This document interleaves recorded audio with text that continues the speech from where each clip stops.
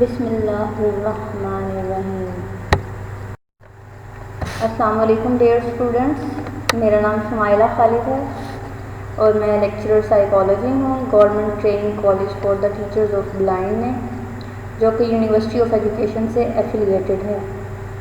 میں آپ کو اسلامک ہسٹری کا سبجیکٹ پڑھا رہی ہوں، جو کہ B Ed honours special education کا سبجیکٹ ہے۔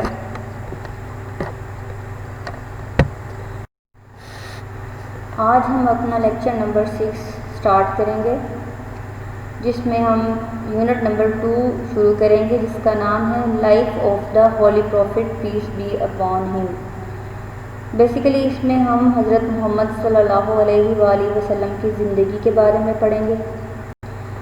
پیچھے ہم 5 لیکچرز جو ہم نے اپنے پڑھے، اس میں ہم اپنا یونٹ نمبر 1 کمپلیٹ کر چکے ہیں اور آج ہم اپنا یونٹ نمبر 2 سٹارٹ کریں گے۔ Objectives of the unit.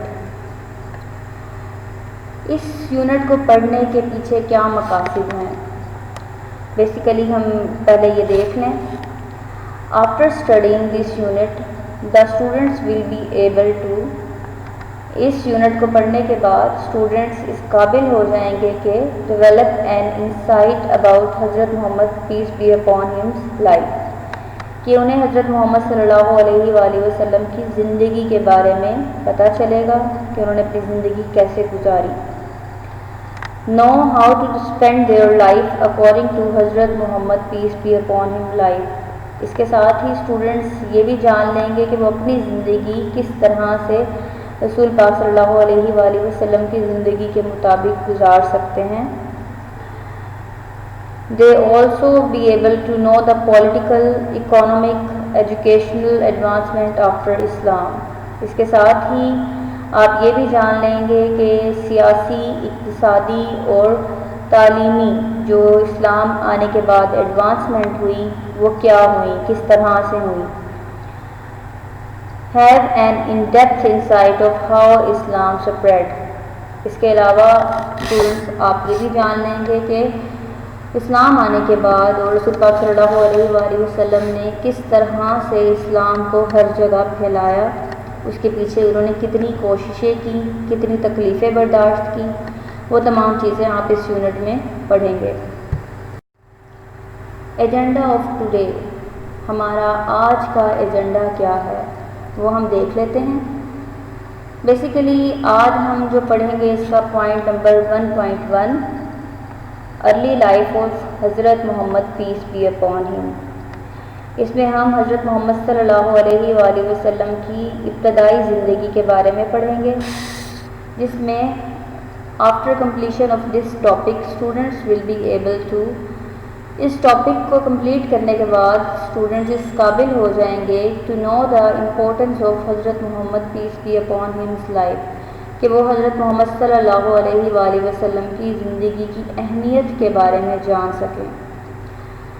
Describe the characteristics Sadiq and Amin of Hazrat Muhammad peace be upon ہم، اس کے ساتھ ہی ان کی زندگی کے بارے میں جاننے کے ساتھ ساتھ ان کی جو کریکٹرسٹکس تھیں، ان کی خصوصیات تھیں صادق اور امین، یہ جو دو انہیں لقب دیے گئے تھے، ان کے بارے میں بھی آپ جانیں گے کہ یہ انہیں کیوں دیے گئے۔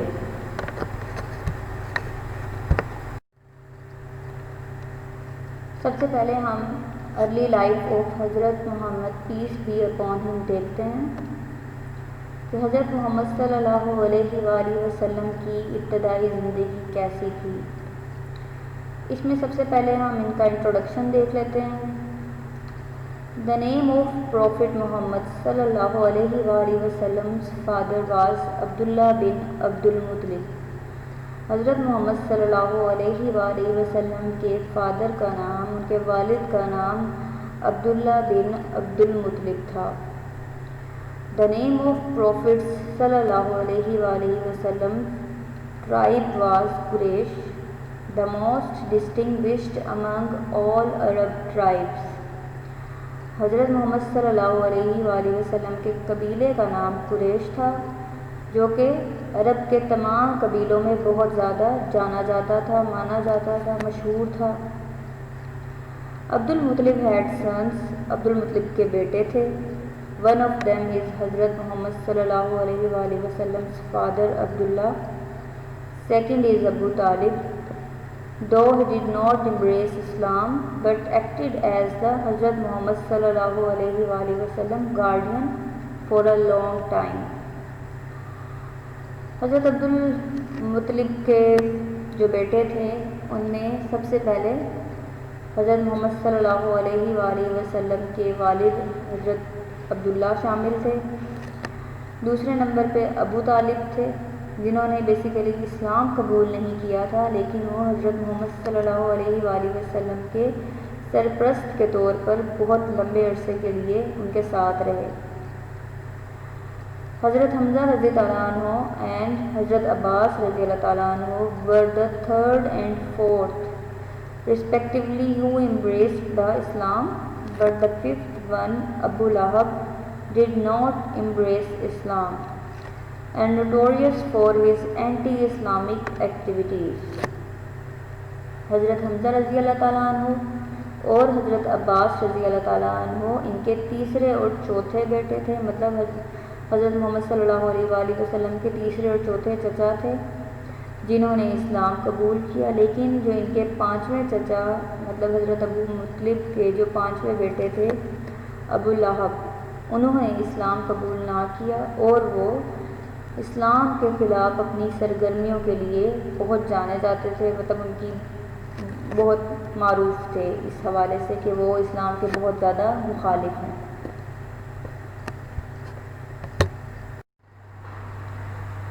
اب ہم حضرت محمد صلی اللہ علیہ وآلہ وسلم کی ابتدائی زندگی میں ان کی سب سے پہلے برتھ یعنی پیدائش دیکھ لیتے ہیں.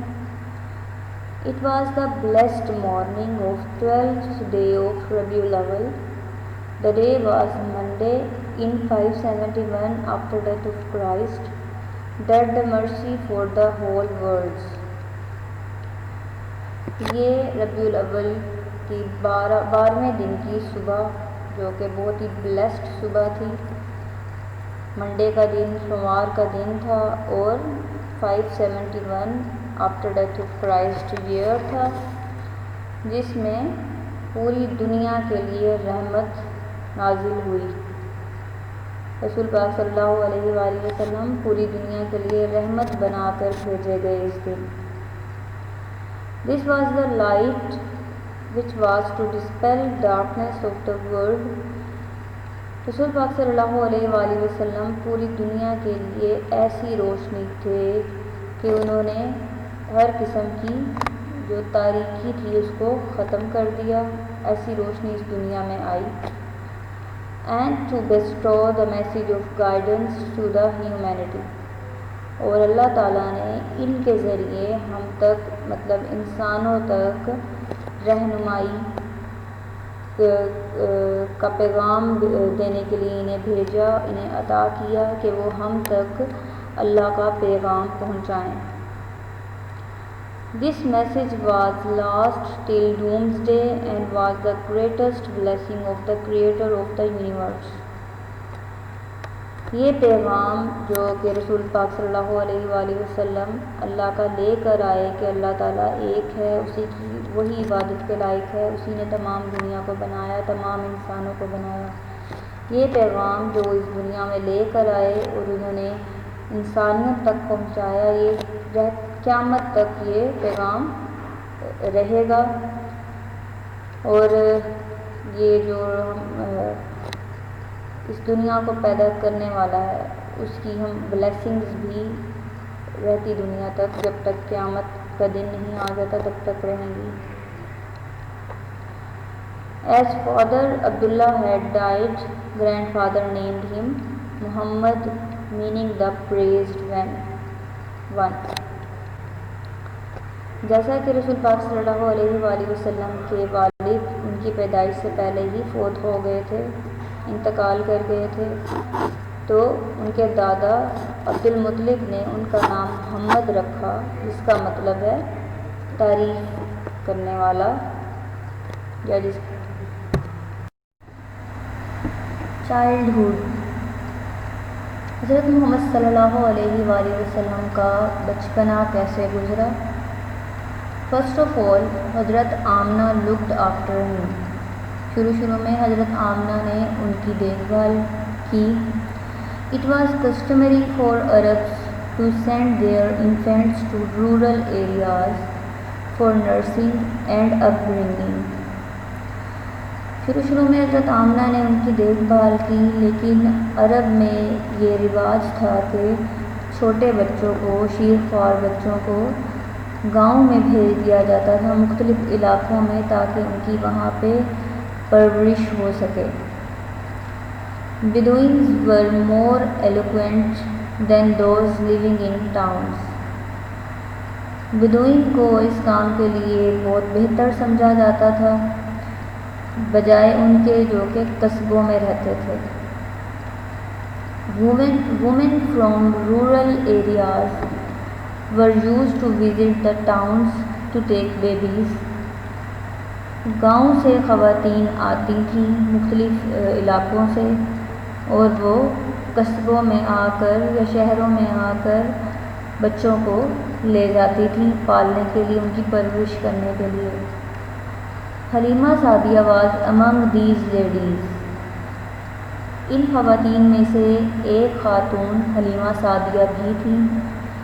شی is the lady who got the honor of suckling the حضرت محمد صلی اللہ علیہ وآلہ وسلم.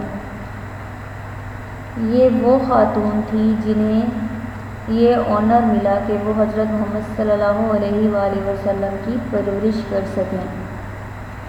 She came back to Makkah after 2 years to hand over حضرت محمد صلی اللہ علیہ وآلہ وسلم to his mother. But Makkah at that time was reeling under with epidemic, so حضرت آمنہ رضی اللہ تعالیٰ عنہ sent her back.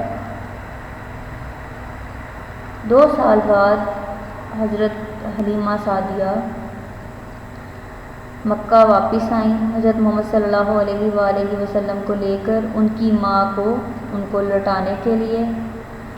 لیکن اس وقت مکہ کے حالات بہت برے تھے، مطلب وہاں پہ ایک وبا پھیلی ہوئی تھی، جس وجہ سے حضرت آمنہ رضی اللہ تعالیٰ عنہ نے حلیمہ سعدیہ کو واپس بھیج دیا کہ وہ حضرت محمد صلی اللہ علیہ وآلہ وسلم کو لے کر واپس چلی جائیں. When حضرت محمد صلی اللہ علیہ وآلہ وسلم attained the 6th year, his mother Amna took him to مدینہ. جب حضرت محمد صلی اللہ علیہ وآلہ وسلم 6 سال کے ہو گئے تو ان کی ماں آمنہ انہیں مدینہ لے گئیں. Perhaps she went there to visit her husband Abdullah's grave or to meet her relatives in مدینہ. شاید حضرت آمنہ رضی اللہ تعالیٰ عنہ مدینہ میں اپنے ہسبینڈ، اپنے شوہر عبداللہ کی جو قبر مبارک تھی اس کو وزٹ کرنے کے لیے گئی تھیں، یا پھر وہ اپنے رشتہ داروں سے ملنے مدینہ گئیں. She stayed there for 1 month. انہوں نے وہاں پہ 1 مہینہ گزارا. When she was returning to مکہ، جب وہ مکہ واپس آ رہی تھیں، she fell ill and died at ابوا. وہ بیمار ہو گئیں اور ابوا میں ان کی ڈیتھ ہو گئی. She was buried at the same place. اور انہیں اسی جگہ پر دفنایا گیا. محمد صلی اللہ علیہ وآلہ وسلم grand father Abdul Muttalib shouldered the responsibility of grandson's upbringing. ان کی والدہ کے انتقال کے بعد، حضرت محمد صلی اللہ علیہ وآلہ وسلم کی والدہ کے انتقال کے بعد حضرت عبد المطلب نے یہ ذمہ داری لی کہ وہ حضرت محمد صلی اللہ علیہ وآلہ وسلم کی پرورش کریں. But he died after 2 years. لیکن عبد المطلب بھی 2 سال بعد انتقال کر گئے. When حضرت محمد صلی اللہ علیہ وآلہ وسلم was 8 years old. اس وقت حضرت محمد صلی اللہ علیہ وآلہ وسلم کی عمر 8 سال تھی. Before leaving this mortal world, he entrusted محمد صلی اللہ علیہ وآلہ وسلم to his son ابو طالب, who performed his duty with extreme commitment. جب عبد المطلب یہ دنیا چھوڑ رہے تھے تو انہوں نے حضرت محمد صلی اللہ علیہ وآلہ وسلم کی ذمہ داری اپنے بیٹے ابو طالب کو سونپی اور انہوں نے یہ ذمہ داری بہت اچھے سے نبھائی۔ ابو طالب واز اے ٹریڈر، ابو طالب ایک تاجر تھا۔ He used to take محمد صلی اللہ علیہ وآلہ وسلم with him whenever he went. وہ جب بھی تجارت کے غرض سے جہاں کہیں بھی جاتے تو حضرت محمد صلی اللہ علیہ وآلہ وسلم کو اپنے ساتھ لے جاتے۔ محمد صلی اللہ علیہ وآلہ وسلم at the age of 12 started grazing the goats with other children. جب حضرت محمد صلی اللہ علیہ وآلہ وسلم 12 سال کے ہو گئے تو انہوں نے دوسرے بچوں کی طرح یا ان کے ساتھ بھیڑ بکریوں کو دیکھنا شروع کیا، ان کو چرانا کے لیے وہ لے جاتے تھے۔ Grazing the quadrupeds was very common occupation of children. Even the ones from noble families used to graze goats. چوپایوں کو چرانے کے لیے لے جانا یہ بہت ہی عام پیشہ تھا وہاں کے بچوں کا، یہاں تک کہ نوبل فیملیز، اچھے خاندانوں کے بچے بھی بھیڑ بکریوں کو چرانے کے لیے لے جاتے تھے کھیتوں میں۔ چائلڈہڈ کے بعد اب ہم حضرت محمد صلی اللہ علیہ وآلہ وسلم کی اڈولسنس اینڈ ان کی ارلی اڈلٹہڈ لائف کو ڈسکس کرتے ہیں۔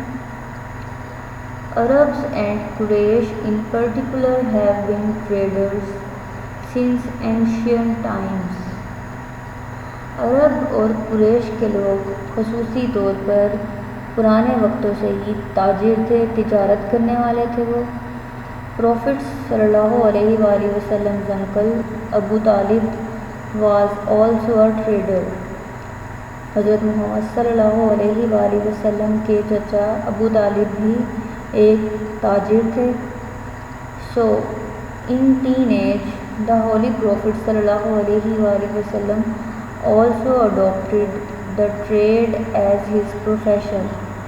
تو اسی طرح حضرت محمد صلی اللہ علیہ وآلہ وسلم نے بھی اپنے دور بلوغت میں ہی جو پیشہ چوز کیا وہ تجارت ہی تھا۔ Prophet صلی اللہ علیہ وآلہ وسلم journey with his uncle gained him a lot of experience. حضرت محمد صلی اللہ علیہ وآلہ وسلم کا اپنے جو چچا تھے ان کے ساتھ کا جو سفر تھا، جو تجارت پہ جاتے تھے اور حضرت محمد صلی اللہ علیہ وآلہ وسلم کو اپنے ساتھ لے جاتے تھے، تو اس سے حضرت محمد صلی اللہ علیہ وآلہ وسلم نے بہت کچھ سیکھا تجارت کے بارے میں۔ So when Prophet صلی اللہ علیہ وآلہ وسلم started that business, the people found him honest person in dealings and people started investing money in his trade. تو جب رسول پاک صلی اللہ علیہ وآلہ وسلم نے اپنا کاروبار شروع کیا تو لوگوں نے انہیں اپنی ڈیلنگز میں بہت ہی زیادہ دیانتدار اور ایماندار پایا، اور لوگوں نے اپنے جو پیسہ تھا ان کی تجارت میں انویسٹ کرنا شروع کر دیا۔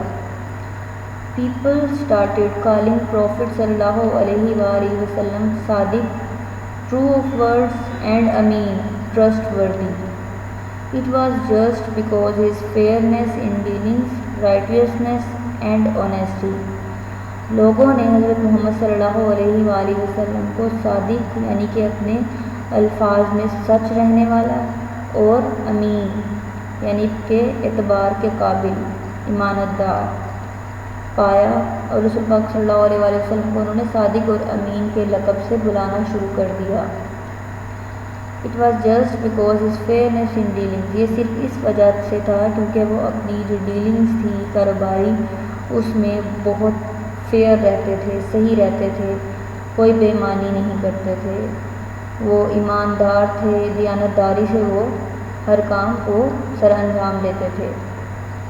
The Prophet ﷺ made several trips to Syria, Basra and Yemen for commercial purposes.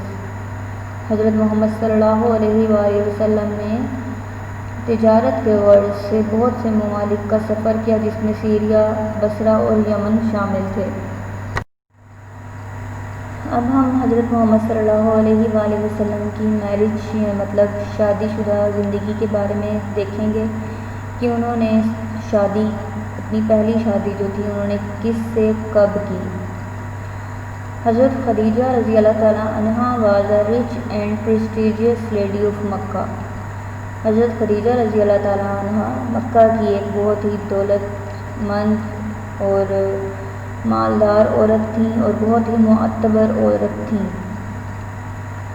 People also use to call her Tahira, لوگ انہیں طاہرہ بھی کہتے تھے، طاہرہ کے لقب سے بھی پکارتے تھے۔ She was rich and she was used to operate her business, وہ امیر تھیں اور وہ اپنا کاروبار خود رن کرتی تھیں۔ پروفٹ محمد صلی اللہ علیہ وآلہ وسلم واز 25 years old when حضرت Khadija sent a man to Prophet صلی اللہ علیہ وآلہ وسلم by hearing his honesty and asked him to take her merchandise for trade۔ حضرت محمد صلی اللہ علیہ وآلہ وسلم صرف 25 سال کے تھے جب حضرت خدیجہ رضی اللہ تعالیٰ عنہ نے اپنا آدمی رسول پاک صلی اللہ علیہ وآلہ وسلم کے پاس بھیجا، یہ سن کر کے وہ بہت ہی ایماندار اور دیانتدار ہیں، اور ان سے یہ پوچھا کہ کیا وہ ان کا مال تجارت کی غرض سے لے کر جائیں گے مکہ سے باہر۔ پروفٹ صلی اللہ علیہ وآلہ وسلم accepted the offer with her merchandise۔ رسول پاک صلی اللہ علیہ وآلہ وسلم نے ان کی اس آفر کو قبول کیا۔ He performed his job well، انہوں نے اپنی ڈیوٹی بہت اچھے سے مکمل کی۔ Then he came back to مکہ، پھر وہ مکہ واپس آ گئے۔ After 3 months حضرت خدیجہ رضی اللہ تعالیٰ عنہ proposed him، 3 مہینے کے بعد حضرت خدیجہ رضی اللہ تعالیٰ عنہ نے انہیں شادی کے لیے پرپوز کیا۔ He accepted the proposal، اور حضرت محمد صلی اللہ علیہ وآلہ وسلم نے ان کا یہ پرپوزل قبول کیا۔ At the time of marriage حضرت خدیجہ رضی اللہ تعالیٰ عنہ was 40 years old۔ جب رسول پاک صلی اللہ علیہ وآلہ وسلم کی شادی حضرت خدیجہ سے ہوئی تو اس وقت حضرت خدیجہ کی عمر 40 سال تھی اور حضرت محمد صلی اللہ علیہ وآلہ وسلم کی عمر 25 سال تھی۔ Construction of holy Kaaba 605 after death of Christ۔ Holy Kaaba جو مقدس کعبہ تھا جو کہ اللہ تعالیٰ کا گھر ہے، اس کی کنسٹرکشن جو کی گئی دوبارہ سے وہ 605 آفٹر ڈیتھ آف کرائسٹ کی گئی۔ اس کے پیچھے ریزن کیا تھی اس کو دوبارہ سے کنسٹرکٹ یا تعمیر کرنے کے پیچھے، وہ ہم دیکھتے ہیں۔ کعبہ was a roof less construction, کعبہ جو تھا اس کی جو تعمیر ہوئی تھی وہ چھت کے بغیر تھی، روف لیس تھی۔ The rain water used to flow towards this direction، جو بارش کا پانی تھا وہ اس ڈائریکشن میں اندر کی طرف آ جایا کرتا تھا۔ The water used to damage the holy construction، اور یہ پانی مقدس تعمیر کی جو مقدس یہ جگہ تھی اس کو خراب کر رہا تھا، ڈیمیج کر رہا تھا۔ So it was settled to rebuild holy کعبہ، تو اس چیز کو دیکھتے ہوئے، ان حالات کو دیکھتے ہوئے مقدس کعبہ کو دوبارہ سے تعمیر کرنے کا فیصلہ کیا گیا۔ All Quraysh tribes joined hands to rebuild it، قریش کے جو تمام قبیلے تھے انہوں نے اسے دوبارہ سے تعمیر کرنے کا فیصلہ کیا مل کر۔ The construction work was divided among the tribes because nobody wanted to deprived of this noble deed. جو کعبہ کی تعمیر تھی اس کا کام تمام قبیلوں کے درمیان ایکولی بانٹا گیا تاکہ اس نیک کام سے کوئی بھی محروم نہ رہ سکے. بٹ the reinstallation of حجر اسود became an issue. لیکن حجر اسود کو دوبارہ سے اپنی جگہ پر رکھنا ایک بہت بڑا ایشو بن گیا کہ کون حجر اسود کو اپنے مقام پر رکھے گا. Every tribe claimed the honor. ہر قبیلہ اس آنر کو حاصل کرنا چاہتا تھا. An elderly Qurayshite suggested that we should appoint a judge to solve this issue, and the first person who enters the sanctuary in the morning will be the judge. قریش کے قبیلوں میں جو ان کے بڑے بزرگ تھے انہوں نے یہ سجیشن دی کہ ہم اس پرابلم کو یا اس ایشو کو حل کرنے کے لیے ایک جج اپوائنٹ کریں گے اور وہ جج وہ ہوگا جو کہ سب سے پہلے صبح کے ٹائم سب سے پہلے اس مقدس مقام میں داخل ہوگا. جو سب سے پہلے شخص اس مقام میں داخل ہوگا صبح اسے جج بنایا جائے گا اور جو اس چیز کا فیصلہ کرے گا کہ کون حجر اسود کو اپنی جگہ پر رکھے. By the virtue of Allah, Holy Prophet peace be upon him was the first one who entered. اللہ تعالیٰ کے کرم سے حضرت محمد صلی اللہ علیہ وآلہ وسلم وہ پہلے شخص تھے جو کہ کعبہ میں داخل ہوئے. Holy Prophet صلی اللہ علیہ وآلہ وسلم asked all the claimant tribes appoint their representatives and each tribe will send one man only.